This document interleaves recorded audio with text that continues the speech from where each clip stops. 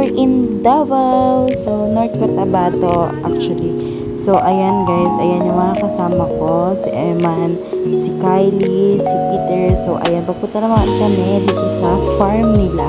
And, ayan. As you can see, sobrang saya ko kasi ang ganda ng place ito guys. And, sobrang tahimik. At saka, ang sarap ng simoy ng hangin talaga pag sa probinsya guys. Like, as in, todo-todo. Char.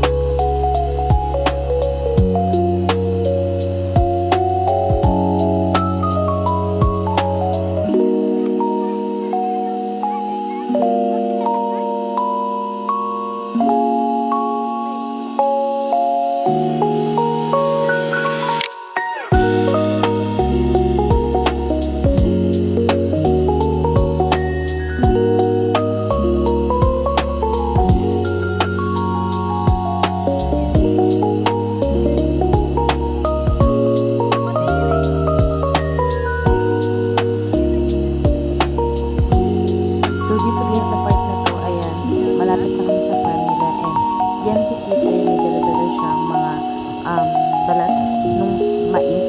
And, ayan, kasi papakain sa mga kambing. And sa part na to guys, kumuha sila Kuya Paul ng buko. Ayan, libreng-libre lang sa kanila yung buko guys. Samantalang dito sa atin sa Bulacan, sa Manila, 65 or magkano na ba sa inyo ang buko guys. So, ayan, sa kanila libre lang.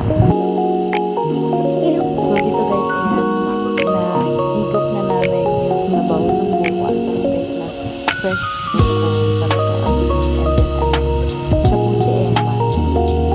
Nauna ka. Arang guti ni. Mauna ka ba? Kain na. Hi guys.